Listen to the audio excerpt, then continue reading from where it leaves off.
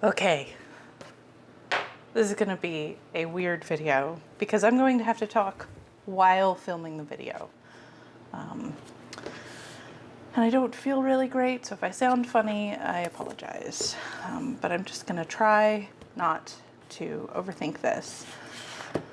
Hi, YouTube. How are you doing?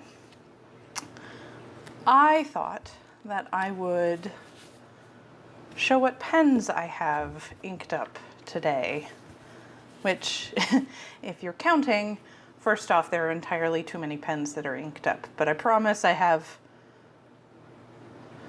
no excuse. There is no excuse. I have, at any given time,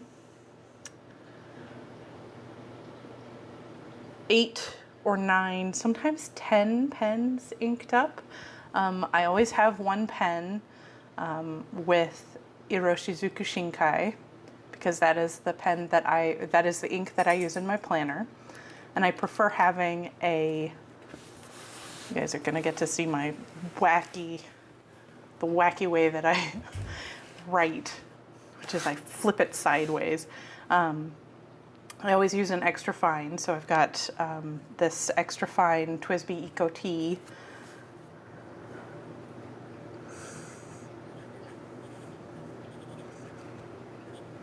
And sometimes this is, sometimes my planner pen is an extra fine Lamy, or I have a Sailor LeCoultre that I think is technically medium fine, but it writes like a Western extra fine.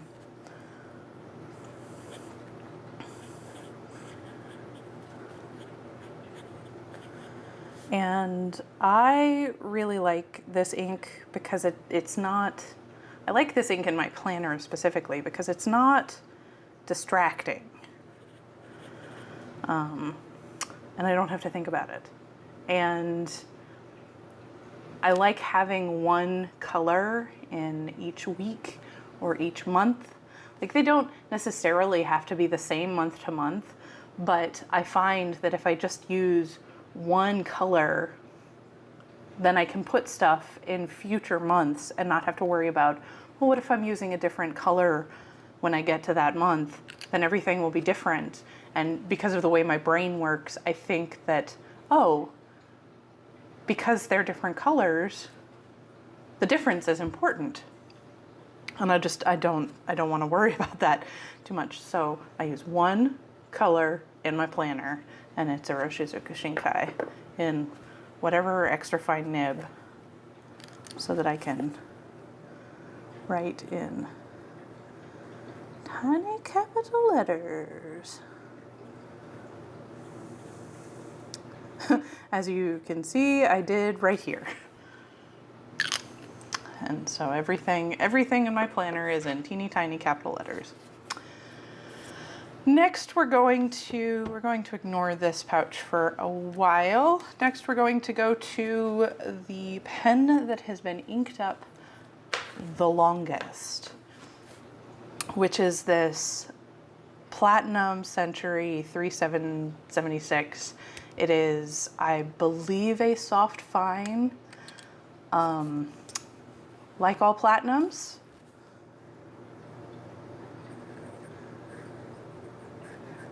It does not ever run out of ink. I noticed this when I first used a Platinum Preppy and I filled it with Asagao. I was using Asagao for like 10 months. And I think this is Platinum Blue Black. This one is a really strange nib because it's soft. It's it doesn't flex in the sense of the tines don't spread. There's not a whole lot of line variation, but it just, there's a whole lot of give.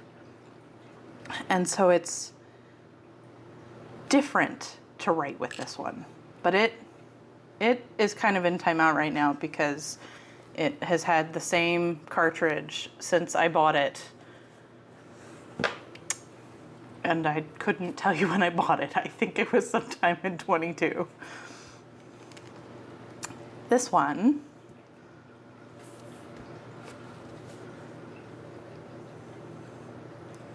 is a Pilot. Is running out of ink, actually. It's kind of sad. Oh, maybe I won't tell you what is in this one. Oh, there we go.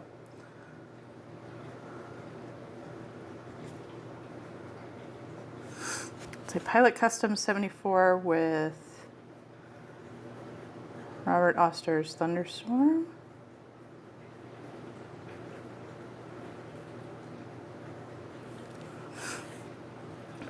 If you saw my swatching video and I made the comment about how I am obsessed with any ink that is named after a rainy weather pattern, this is one of my favorites. I love it so much. And this pen actually is also one of my favorites, and I just love this combination.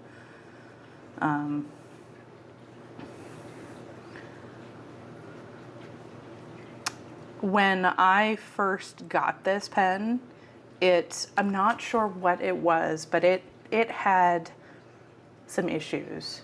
It did not like to write. And so I took it to the DC Pen Show and I had it tuned a little bit, and it writes much better now.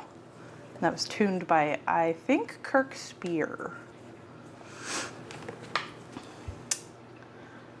I'm realizing that I'm going in backwards order. I should have started with the other TWSBIs that I have inked up, because now I'm going through all my really nice pens. And the last three are just 3 TWSBIs. This is the Lamy 2000. This is a fine. And because it's a Western nib, it's like about as thick as the medium that the Pilot Custom was. And it has this weird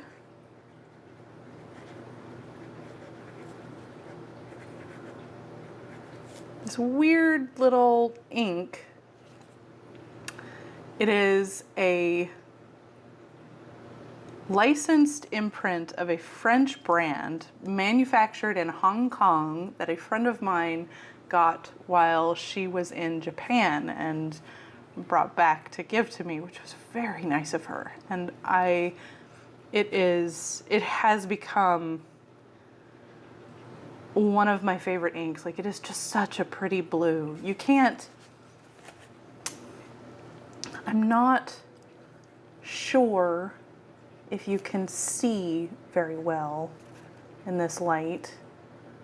I really need to get a better light, and I'll work on it. But like, just the undertones of this ink are so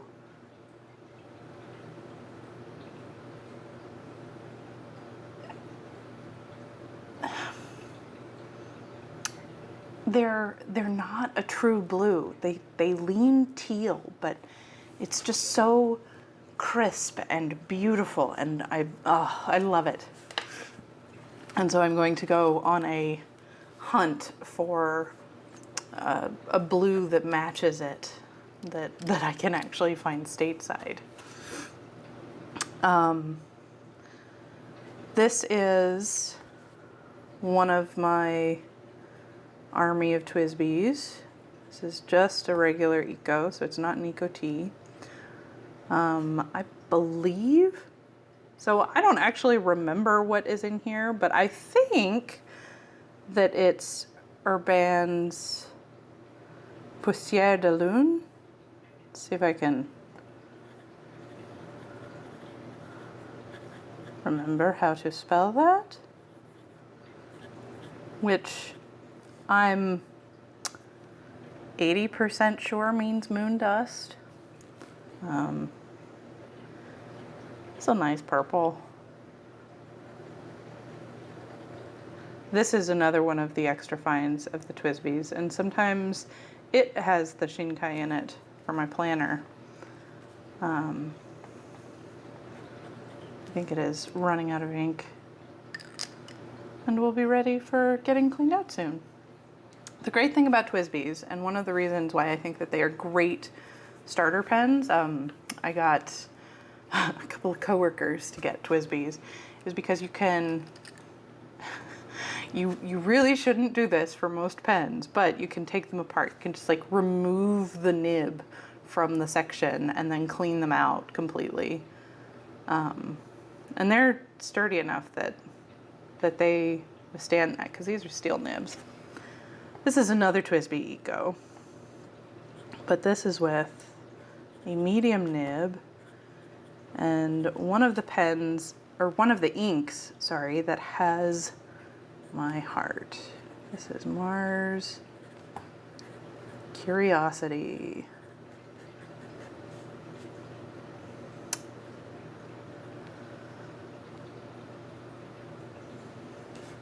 Now this ink goes down so red, and then it softens into this really lovely rust color. It is a Colorverse ink. I think it's the first Colorverse ink that I ever got. I love how it writes. I love how it looks. I love the way that it darkens when it dries. If you like the sort of almost russet that it dries into, it is really, really close to Diamine Red Robin. Diamine Red Robin. See, I told you I would never pronounce it correctly. Somewhere I've got a comparison of Mars Curiosity and Red Robin. This is the TWSBI Vex 700. This is like the third fountain pen that I got. It was the rainbow color that got me. And this is a Sailor Manual color. It's just Fuji. And technically, I don't know that you'll be able to see it in this light or on this paper. This is technically a dual shading ink. It is one of the many, many purples, sailor purples, that I have.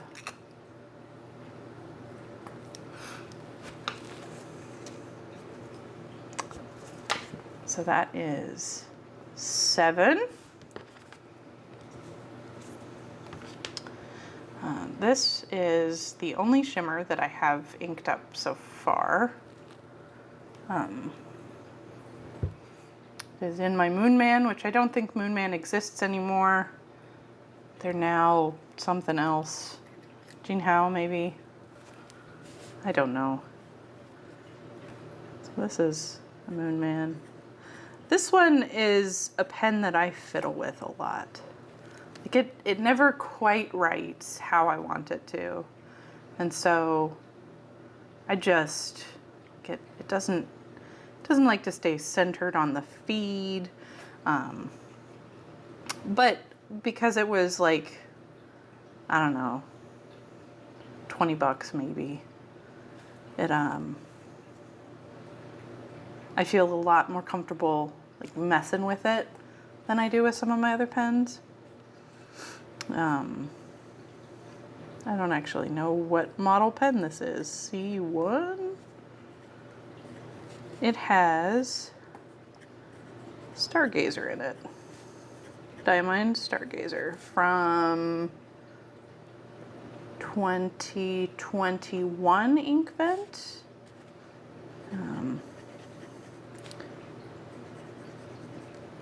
Yeah. But you can also, like, I don't know if you can see in there. So this, the Stargazer has like a blue shimmer. And it is really obvious when I put ink in here that I did not clean out the last shimmer it had very well, because you can see this like red gold shimmer just kind of everywhere. And I'm like, oh, whoops. I have had a couple of pens lately that I picked them up and I looked at them and I'm like, that's not clean. I can, like, sometimes you can see ink that dries in the nib. If it is a sheening ink, you'll see the sheen. And so, yeah, I had to re-clean my Pelican recently because it was not. I did a bad job. This is the last pen that I have inked. This is, I think, one of my most fun pens. So it's a Nahvalur Voyages. I think it's the Shanghai. It is a broad nib.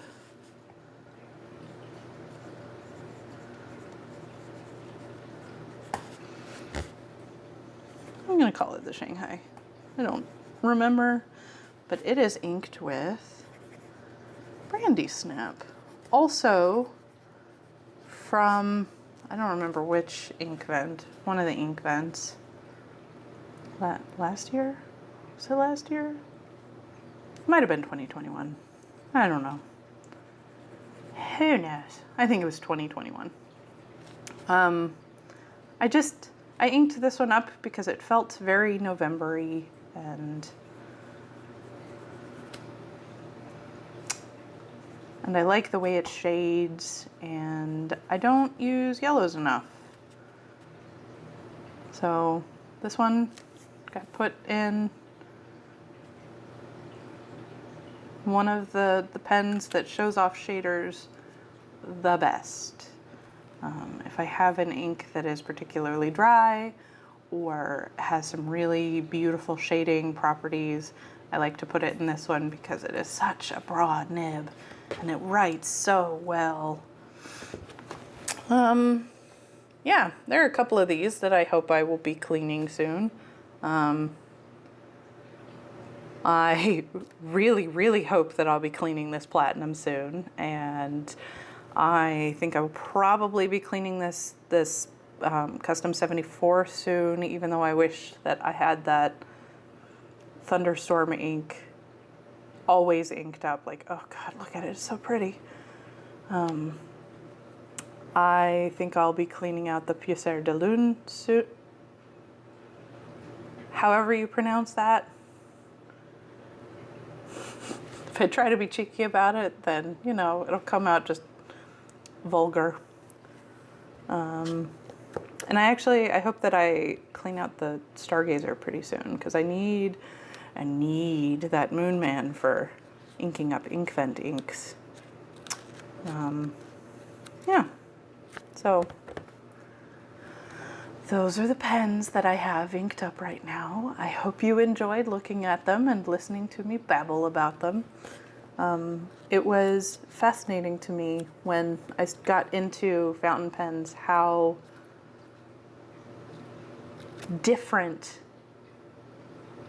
everything would be. Like, all of the papers are different, all of the inks are different, all of the pens are different. And you don't think that it's going to be that noticeable of a difference when you get into something like this.